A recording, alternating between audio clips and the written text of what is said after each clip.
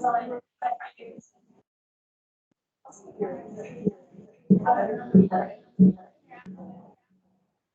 we had an echo. Oh. How about now? No echo.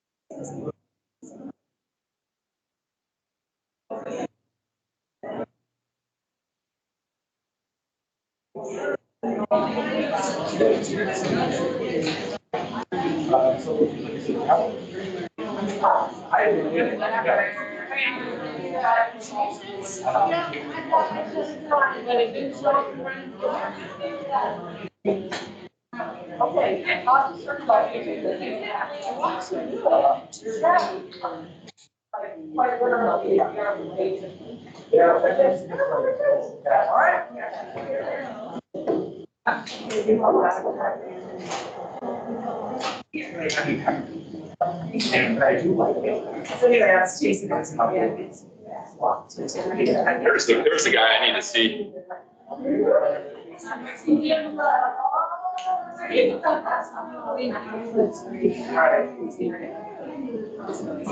How come this one didn't turn on too? Did I miss it? Sometimes it has issues. They both say on, right? It's gonna auto shut off, right? After it takes you out. You can just try manually turning it on. Yeah, because that's gonna share my content, right? Sure.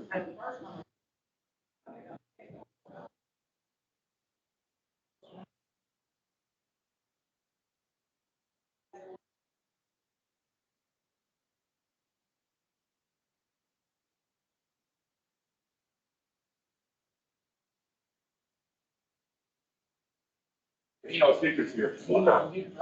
He's the only reason why. Yeah. The man of the hour. Yeah.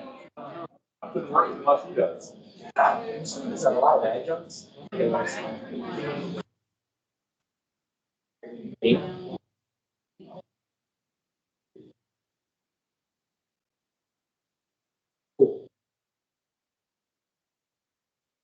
if you need, I will say right here. Yeah.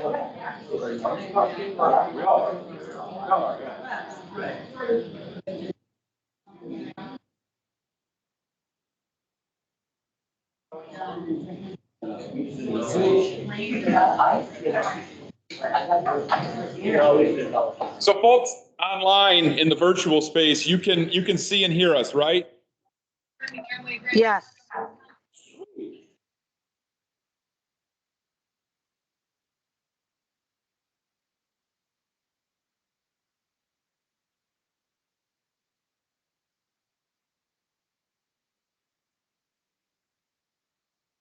We'll give a couple minutes for Bible. So we need to get some pizza. That's the left take area.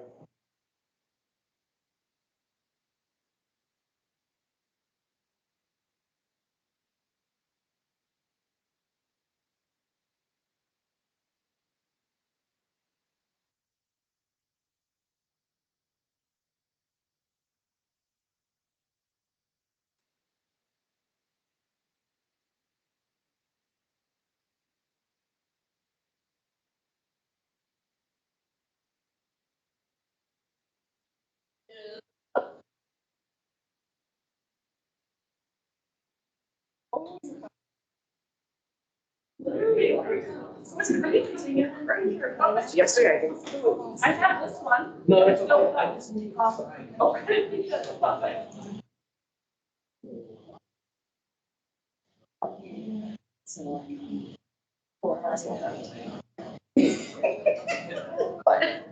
We gotta get most of it.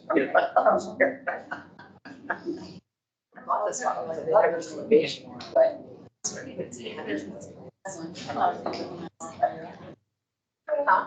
No. Yes.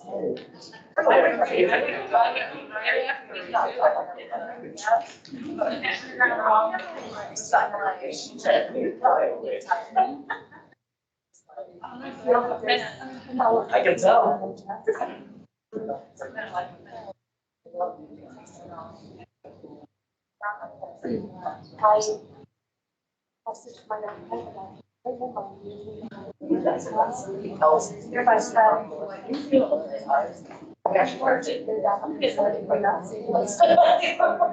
Oh, no.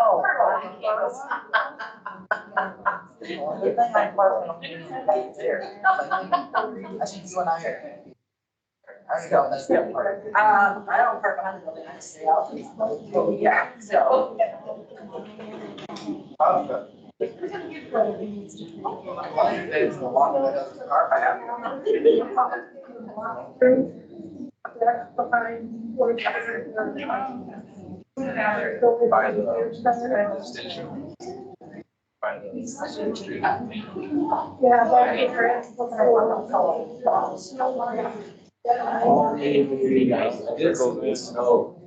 Took everything down. Well,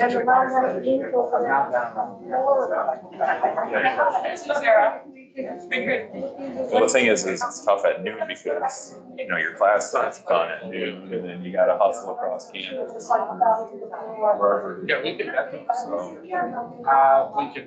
we don't have an hour's worth of time, so. I wonder if we can do what they have. We don't have. Exactly. Well, that's true. Yeah.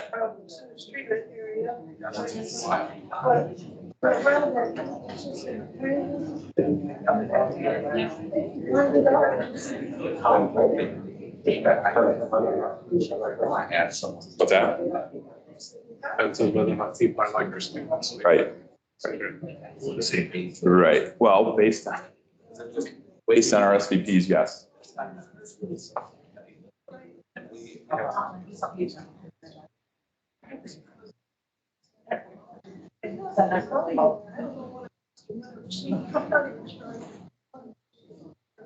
don't know if it's the best long-term solution. We run a machine and grind it up. And still have to spread it.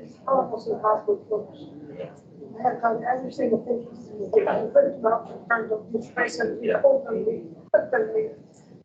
So, yeah, for sure we can. Have you been in touch with person students? Just that I'm not supposed to do this. I'm a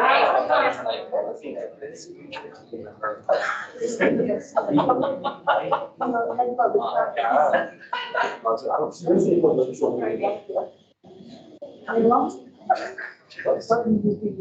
That's All right, we'll go ahead and get this party started.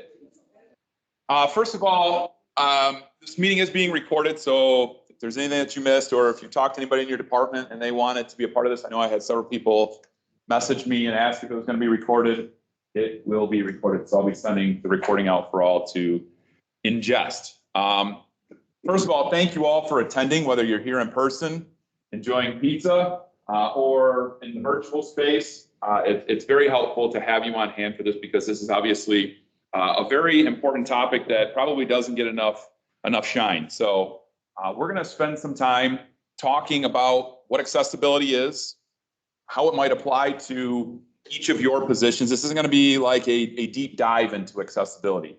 That's for the future, for us to get into more. But we want to share, Tuda and Taylor and myself want to share some information on accessibility, what it might look like in your area. And I also want to open it up for some conversation about maybe some questions you have, maybe some prior knowledge that you might have on it, things like that. So we will dive right in. If at any point in time you have a question, those of you virtually as well, don't hesitate to ask. I don't want you to, sit on it and forget it. So when it comes to accessibility at MCC, our purpose is to ensure that MCC is as accessible as possible to everyone who comes to campus, right? Wrong. Okay. And that's the first thing. And we actually caught ourselves with this one as well. Okay. Our purpose is actually to ensure that MCC is as accessible as possible to everyone.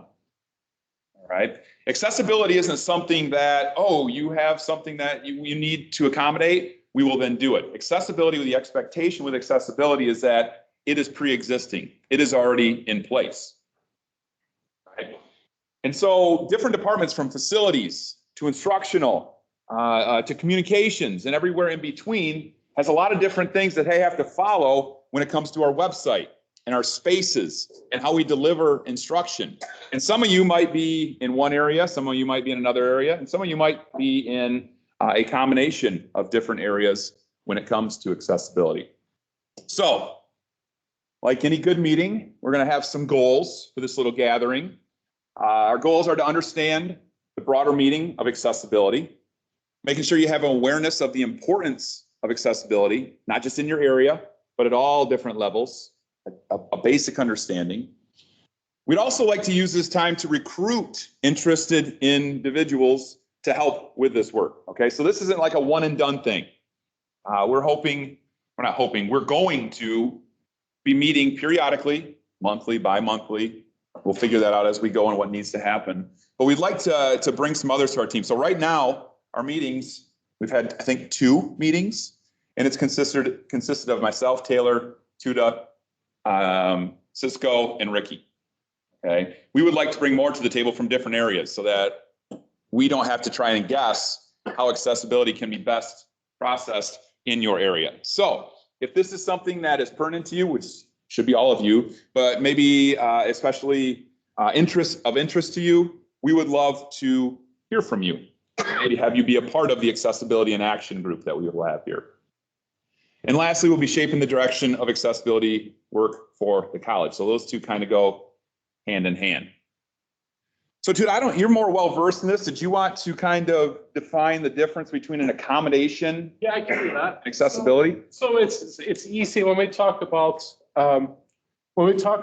accessibility. We tend to think about, a lot of times we think about, well, how can we accommodate people? How can we make sure that we help people to get to what they need? So really, accommodations are individual adjustments. I think that's the key part. It's something that we set up for an individual person seeing that they have a need for something, such as wheelchair ramps as an add-on to stairs that are already existing, or for the academic side of it, extended time on tests, for instance. If you look at it, some people need more time to process. If you think about things from an accessibility perspective, you don't look at so much how does an individual need to get help. You look at how do we change the structure overall? What can we do overall to make things work? So instead of having those wheelchair ramps as an add-on, you have ramps instead of stairs by design, so that everything that you have is on inclines instead of those steps that makes it difficult for some people to come up. Or to the classroom, instead of having time limits on tests, you simply say that you don't time test. All of a sudden, it's open for everyone. Everyone has the same level. They can spend as much time as they need on it. So it's really the big difference is that accommodations looks at the individual. What can we do to help this individual? And the accessibility piece, or accommodations about individual accessibility, is about the broader design, the more general design for overall to make it for as many as possible. And then this is a little pet peeve of mine, kind of spins off on it. We are really good at focusing on compliance. Are we compliant? And there's a difference between compliance and being accessible. And there's a difference between compliance and universal design, which really is that whole idea of accessibility put in motion. So the compliance really focuses on meeting the minimal legal requirements for accessibility. I think that's the key part. And we have to do that. There's no doubt that we have to do that. But if that is our focus, we are setting the bar really, really low, and we're not really trying to be inclusive.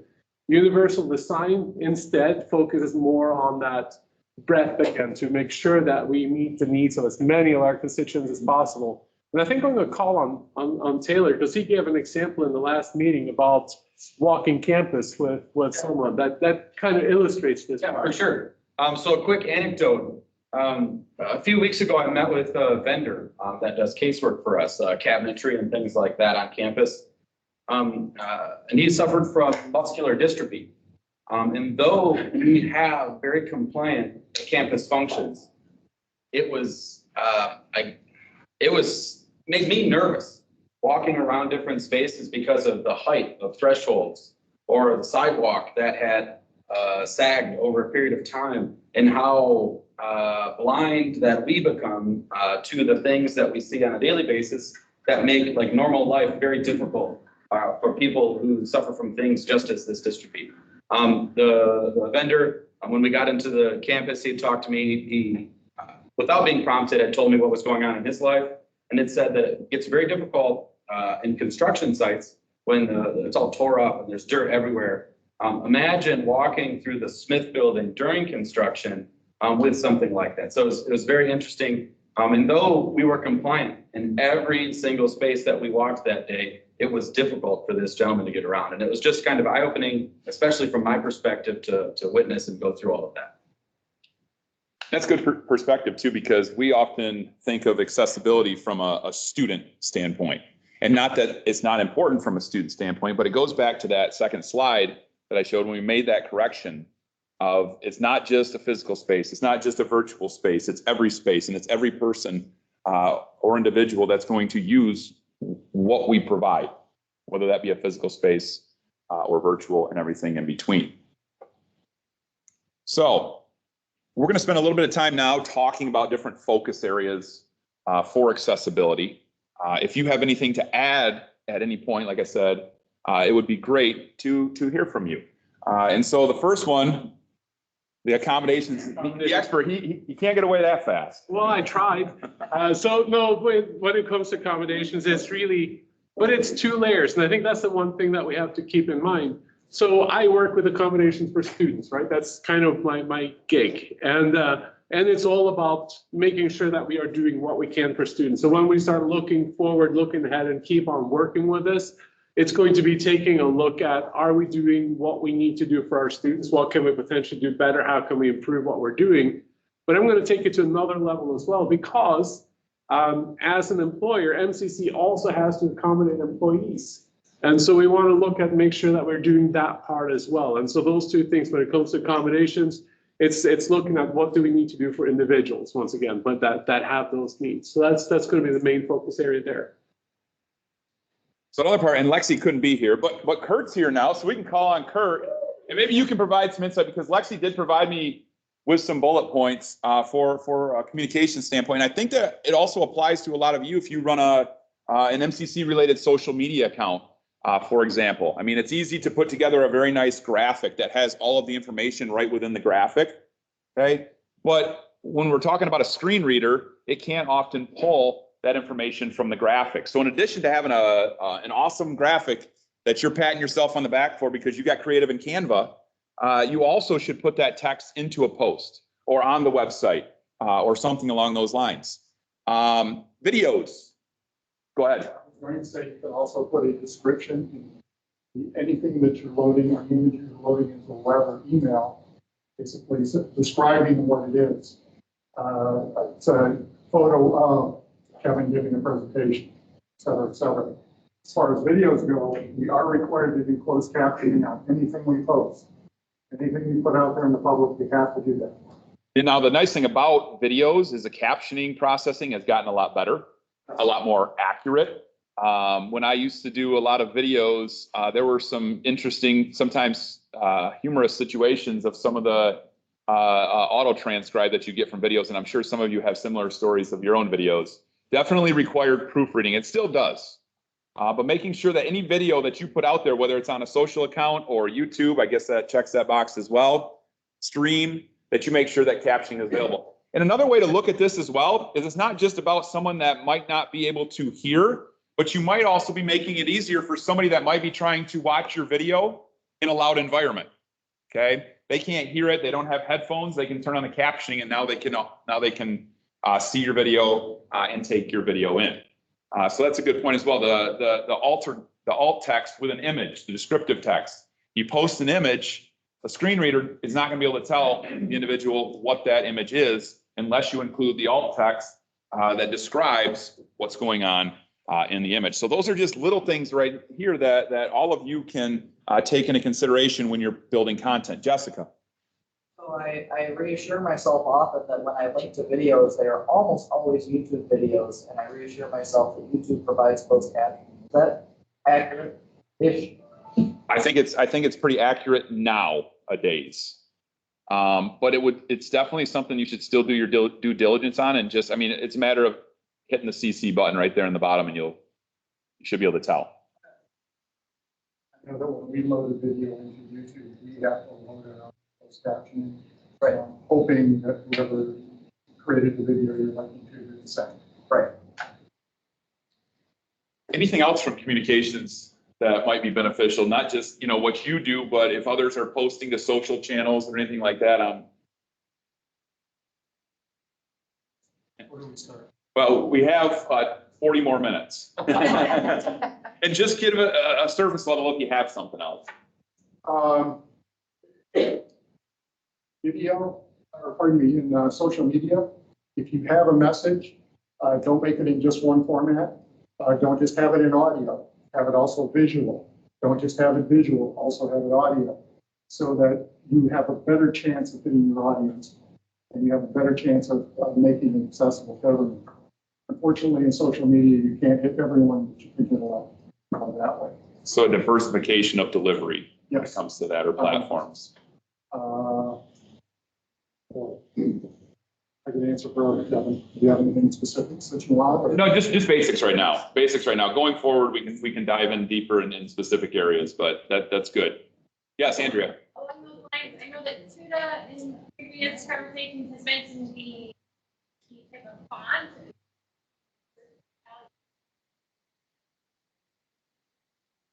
So for those of you virtually, the question is in terms of like fonts and font colors and even I'll throw in tables and stuff like that.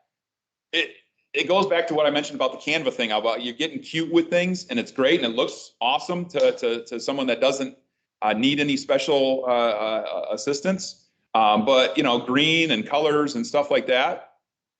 Color blindness, stuff like that, screen readers. Well, and then with respect to screen readers, sometimes people like to use colors to highlight words, but colors they don't get caught by screen readers. But if you use italics or bold, they get caught by screen readers. And so screen readers are those external programs that lay on top of the software and reads the text to them. And they get really nasty when you put a table in there, because tables are really hard. You can't, if you try to close your eyes and have me read a table. Well, I'm not going to read a table to you, but imagine me reading a table to you and trying to follow along with columns and rows with your eyes closed. It just doesn't work well, right? So it's a great tool for people that are sighted, but it's not so much if you're visually impaired. Tables are very cumbersome to deal with at that point. Now, there are ways to use tables, though. There are. If you include column headers and row headers, you can use tables. Am I wrong? Slightly? You can, but it's still tricky. Okay. They are still difficult.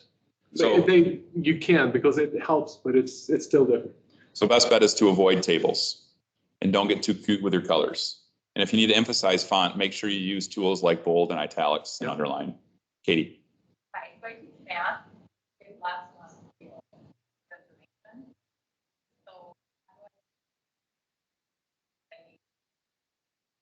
You don't. That's kind of, I think, so the whole idea of avoiding tables is avoid tables if you can. But there are things where there are tables that you have to have. And I'm thinking to even scientific journals, you see tables left and right all the time, right? And there are places where you need tables. But at that point, like Kevin said, using row header, column header, so that things are clearly labeled helps a lot. But just know that for someone who with a severe visual impairment, a table is completely meaningless, right? It really is hard to do it, but what you can't build everything around the potential that you can have someone who's visually impaired in your class with if it is essential to the class. It's more if you can avoid using tables, if there are other ways of doing it, I would go a different route than tables. Yeah, because I can reformat some things, but I'm thinking about my dance slides, like we specifically are teaching about people. Yeah, yeah, yeah. Okay. Yeah, more so people create tables and don't think to establish headers, column headers, row headers. When you do that, it helps things out. Any other questions? Yeah, Taryn. Well, I'm thinking of Teams, in this virtual Teams right now, is there any way to add closed captioning to a live? And I've done informationals and never had Yeah. closed caption, unless it was recorded later and then threw the closed caption on there. So actually in a Teams meeting, there's auto transcription that happens and you can also put that up on the screen Sure. if we were to do that. And they can go back and read the transcript as well. There's a lot of accessibility features built into Teams. And that might be another session for another day as we go down the road. Yep. For next week. Yep, we can talk about that for sure. On the instructional side, when it comes to instructional design and instruction, we do have some tools available, and it's great that we have those tools. But if we're not using those tools, it's not very effective. So for those of you that are on the instruction side of things, we have a tool in Canvas called You Do It. If you didn't hear, that came back for us, and that will scan every Canvas course to look for accessibility issues and allow you right from those items that are flagged to fix those accessibility issues. Is that something that you should lose sleep over and work through the night to fix in your Canvas course? Not necessarily, but it's something that you need to work towards. And when you see those issues, fix those issues. Well, and the thing to remember with that is the more you do those things when you see them, the less work you have to do if you have a student in there that absolutely needs it. I mean, so really think about whenever you have to do those changes, it's really preparing for that one student or the two students or whoever come into your class that needs that help later on. Just do it now, and that way you don't have to worry about that part as much later on. Keep chipping away. Yes. Plus, you also help the ones that have not identified, because we have a lot of students that really have disabilities one way, shape, or form that are not identifying with us or not registered. If you are doing the fix it in real time, you're on the text box page and you get the little alert. Are there things that misses that the You Do It catches? Because I tend to do the first one, and because I have old turned off stuff, I ignore You Do It because it catches all that old stuff that I'm not actually sharing with anybody. Like in your files and stuff like that. Yeah. So Heather, what she asked was there's a second accessibility scanner that's native to Canvas that will check each rich content editor. That's what you're talking about. And that will also scan each item individually. So you have one that will go in and scan assignment instructions or anything associated with your assignment, your discussions, quizzes, stuff like that. And you got another that scans the entire course. That might pull in a lot of things that you're not using or not making available to your students. So both are great. It just kind of depends. It's a solid collection of tools to help us out and be more accessible in our courses. So I'm glad you brought that up. Canvas has multiple features.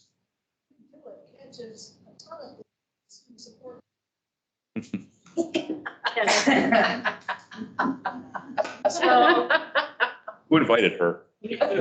so just link to it, Yeah. and then it will catch it. Yeah, so one thing I'm continually working on is updating some of the old images in the student support course.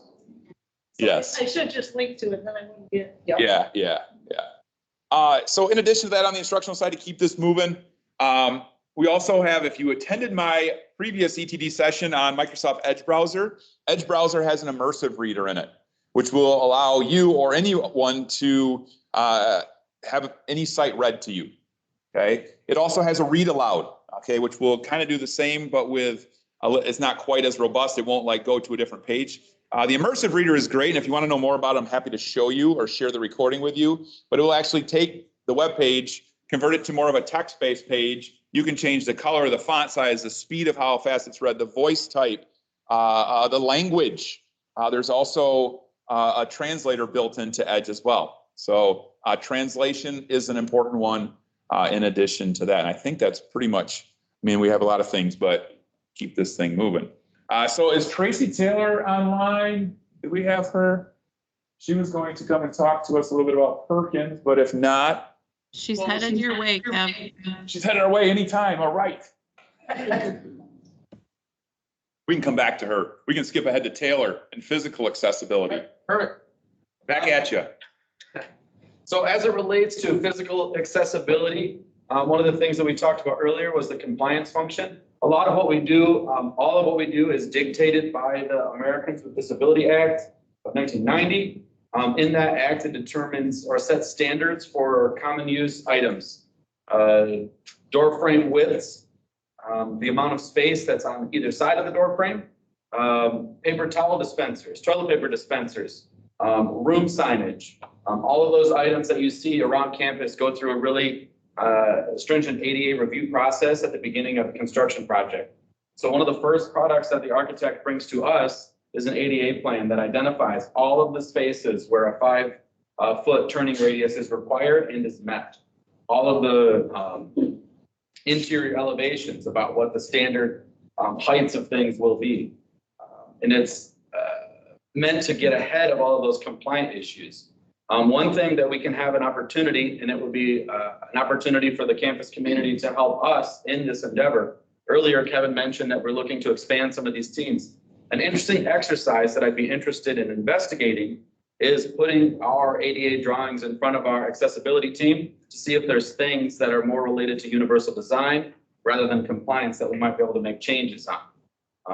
After that ADA time, a lot of times we move on to the design and how is it working? How is it going to function for us? And then some of those other functions start to slip away.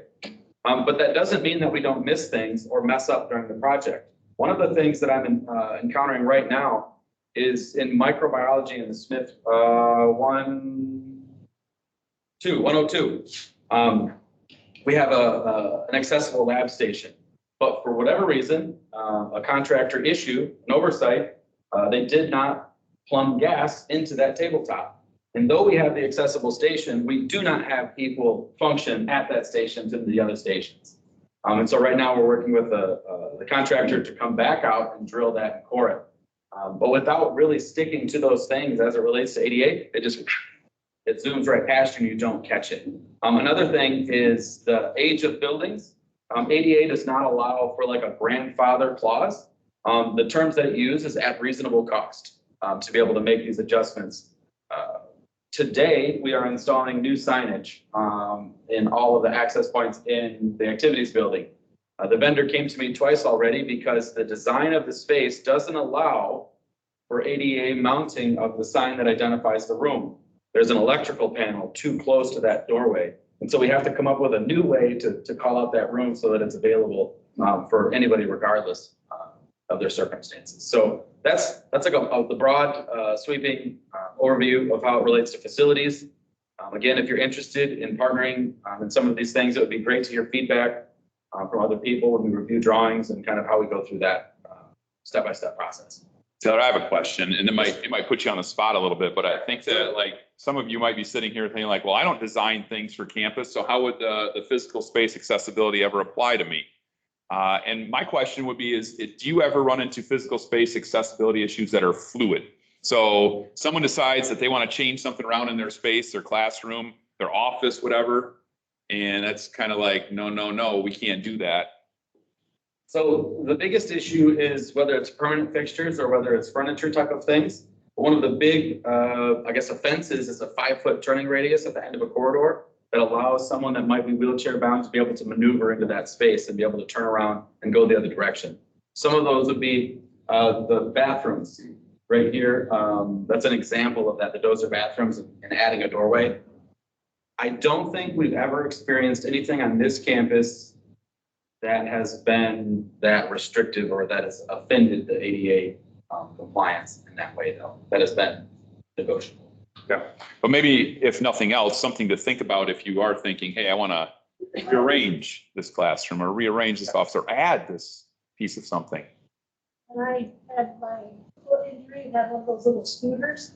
Then you really notice the handicap, like ramps in the parking lot, Yeah. how bumpy they are. Yeah. And they're not very smooth to go over, so I don't know how anybody in a wheelchair feels about it, but that's something, we can all race around in wheelchairs and then realize how hard it is. For sure. That's a good example of going to the universal design concept. One of the things that we're doing as part of a 2024 summer project of repaving, mill and fill in front of admin and activities. It's like we've got like a 5-year plan for placing parking lots around campus. And as part of that, the accessibility demand, or the ADA demand, is that we have so many barrier-free spaces where the transition from the pavement to the concrete is flush in that area. But rather than just go with what the ADA demands, we've opted to take an add to the project, and we're pouring all of those ADA spaces in concrete. And so over time, they're not going to get the sag that asphalt does, and it's going to be very consistent across the board that we have paved barrier-free spaces so that we don't have those transitions. Because over time with the cars parking, the asphalt's liquid. It's going to start sagging and moving with what's going on underneath, and it's hard to keep on top of all those things. You're right. Am I losing my mind? Tracy was here and now. I have a question. Wait. Yes. If we are interested in joining one of these focus groups, what do we email us? I'm asking intentionally, or should we start collecting information today, folks that are here? Is it asking intentionally or calling us out publicly? One or the other. I don't know. Well, no, I mean, I'm part of a collection. Correct, correct. He's one of us. And I think that'll kind of go along with this right here. So if you have any questions, if you have any comments that you'd like to add, if you would like to be a part of this but don't want to run up here right now and join our team and sit in the front row, you can obviously let any of us know, and we'd love to have you move this along further. So what would you like to add? What have you seen? How are we doing? How have you seen accessibility in your area, or a lack of accessibility might be a better example? Jessica. Well, it's a well-past issue, but I know we did the one room and we had the chairs with the fixed desk. And for disability, where you need to be, and the chairs roll. So if you're on crutches, trying to get in or out of one of those chairs is probably gonna roll. I know they can probably lock, but, and then that wasn't really also designed with people of different sizes. So, and I think it's the only room I know of that we have that, so it's not like a major issue, but it's always one that strikes me when I walk by and I go, how do people who are unstable on their feet getting in and out of a desk, how do they get in and out of that? Or what about people who are larger and the desk doesn't neatly bolt out for writing? So I know it, I can see by looking at them, so that's a good ad right there. And it's, first of all, it's not so much about it being a major issue or, this level of issue. It's the issue that needs to definitely be diagnosed. But it sounds by the breath Taylor took, he's well aware. I heard, I can't call it a nonverbal. That was pretty clear, yeah.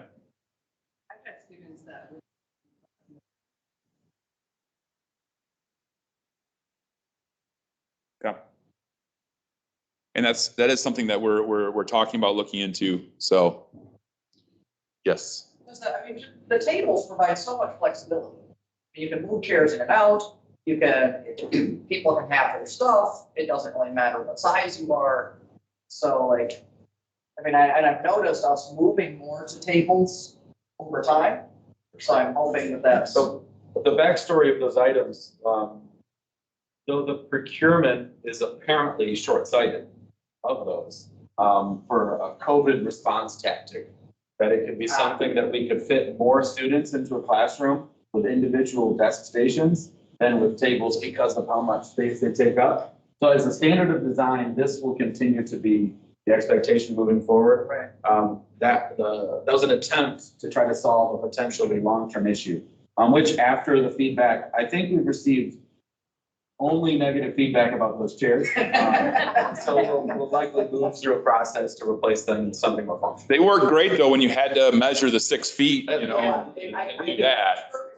Let's not forget that that was something we did I know. 4 years ago. I have a stick still in my office that's, Yeah. not like, but, we could fit this, the classroom, maximum capacities in most spaces with those chairs.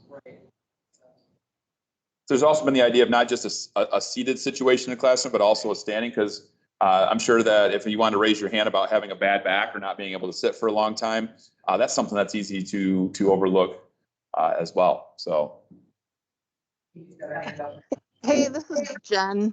So I'm in the nursing lab right now and looking around, and we've increased our capacity for 40 students. Yes, a lot of the things are movable, but to adequately fit 40 students, there's no way we hit a 5-foot radius in a lot of spots.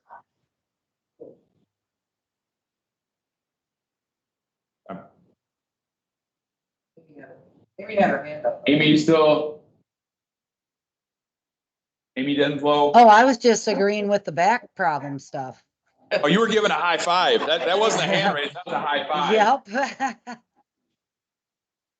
I know Tracy Zamron had a hand up, or was she giving a high five as well? Nope, I got my hand up for Tracy T. All right. Oh, there you are, Tracy T. Tracy T is being lame because I said I was coming over there, but then I was a part of a group think that we're all in Traby and listening to the meeting. So Tracy T, sorry. you had me thinking I was I losing. stole your food and then I left. So Sorry, what do go you ahead. want me to talk about? Perkins, do you have anything to add about Perkins and special populations when it comes to accessibility? Well, I will say what I said to you before, that when the question of accessibility came up, I presented or asked the question about how would occupational programs and the students who are within occupational programs who may meet or qualify for Perkins funding for those 9 unique categories, which I don't know that we have anywhere that are posted, but there are 9 categories that qualify students in occupational program for additional supportive services. And of course, Tuda and Brandy would be aware of those, as well as Teresa. They would be aware of those, but I wanted to just kind of bring those folks to the table, or bring that population and those categories of folks to the table when we talk about accessibility. Okay, thank you. You're welcome. Anybody else in there have a question?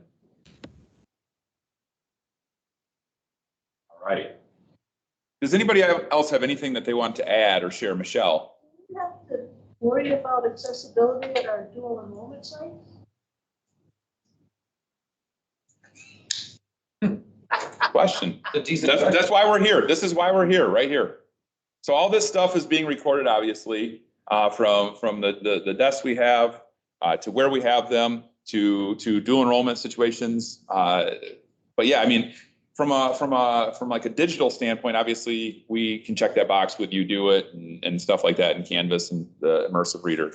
But in terms of like physical spaces. Yeah, we don't have any say on the physical spaces there, so we can't do anything about that. But anything that we can control, we should strive to make as accessible as possible. Like when we were assigned a room for high school, this doesn't really check the box from an accessibility standpoint to offer our product to what are our students. So that's a good question. And it's something that, you know, if you want to join our squad, we can tackle it together. Since you get out to those spaces, not that I don't see them either. So, but the more the merrier, really. And then I know I said it when we started, but I do really thank all of you for being here and being a part of this, because it does affect every different area. And you bringing different situations and different setups and whatever it is that you see to our attention is going to help us to better address it. You know, faculty days, I always throw out, hey, You Do It, make sure you scan your courses. But there's just not enough emphasis when it comes to accessibility here at MCC and making sure that we're checking all the boxes we need to check. Well, I would say for everyone too, if you all think about your space and what you do for students, how you work with students and what they do, and try to think about that from an accessibility perspective. Is what I'm doing, is my space, is how I'm doing things, approaching it, is that in a way that is accessible for students? I think if we start thinking that way, we'll make some large or great strides pretty quickly as well. But I think it's really important to remember that and it's not just students, for anyone really. It really is about changing the mindset to say, okay, we're going to be as open as we can for everyone. And and I'm not saying you should, like Michelle's point was great about actually using a cart to get around, but and feeling that. But something that you can do without having to break your ankle or have surgery, making sure that you know where the immersive reader is in Microsoft Edge browser, or checking videos for captioning, or like I said from the beginning too, if you're posting an image, making sure that you have that alt text or descriptive text that Kurt mentioned, and captioning and stuff like that, and then proofread. Obviously, you wouldn't want to type a report or type a paper and just send it out without reading it first. Your captioning can cast the same bad light on you if you have your video with a bunch of spelling errors or grammatical or word issues as well. So not that you don't have enough on your plate already, but this is a very important topic, and it's not something you have to go home and work on right now, but it's something that you need to be aware of and work towards. So any other questions? Anybody online? Like I said, if you have questions or if you notice something in the future, please bring it to our attention. If you want to be a part of this, don't make us go out and recruit and beg. If this is something that you see as important, which all of you should, but maybe you have, you'd like to see it along, we would love to have you join us in our groups, focus areas, stuff like that. So, are you committing? Taryn just committed. Well, you can help with dual enrollment locations as well. That might be a great. Yeah. I agree.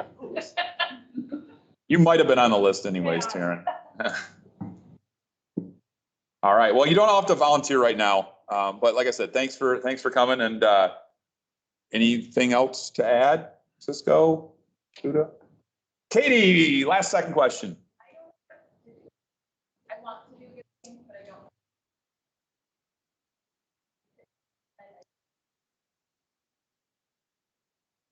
Yeah, we can do that.